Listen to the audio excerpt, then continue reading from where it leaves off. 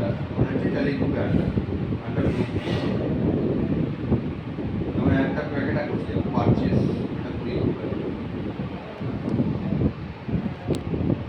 পারচেসটা purchase আন্ডারই হবে যে দোকানে করে দেওয়া আছে নম্বর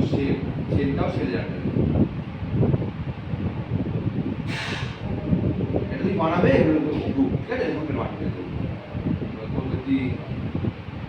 প্রিন্টেশনাল এই বান্ডালগুলো মনে রাখা মুখস্থ করবে কিন্তু হ্যাঁ এই খাতাটা পৃষ্ঠা ছেড়ে গেলে প্রিন্টিং এর স্টেশনারি মানটা কি যেগুলো তোমার স্টেশনারি বাবদ খরচা হয়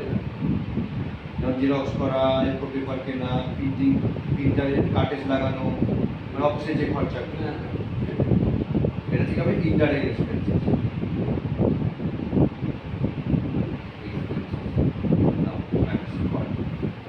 কোনটা দিয়ে করবে বলো F3 করো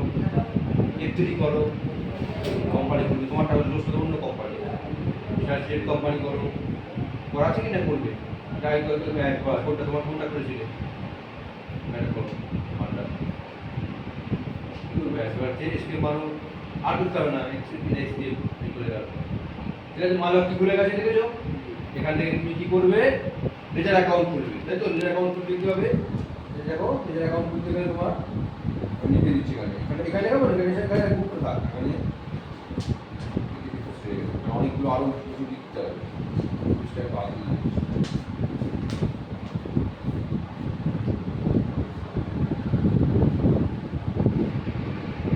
How to create ledger দেখো লেজার অ্যাকাউন্ট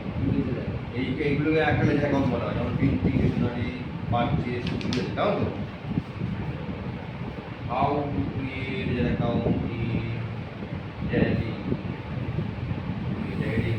কি বলবো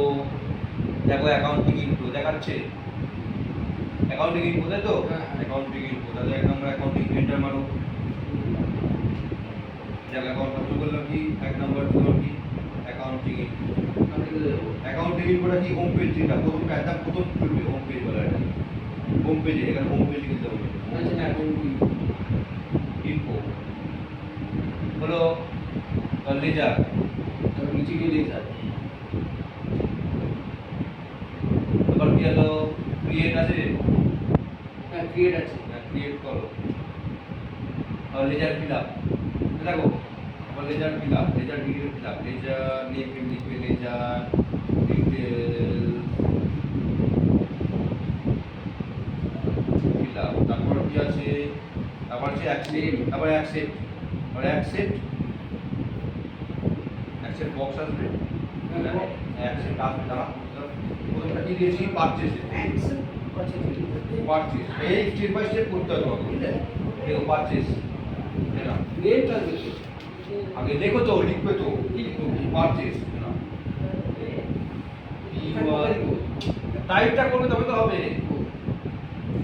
URCH এ মান করবে না এস খাতা মান লিখবে ই এস এটা মারো এটা মারো পারচেজ করো পি দেখো ওটা গ্রুপ দেখাচ্ছে দেখেছো এইগুলো দেখবে কি করো পি পারচেজ করো পি করো সে যাবে ইউ করো দেখছে দেখাচ্ছে দেখেছো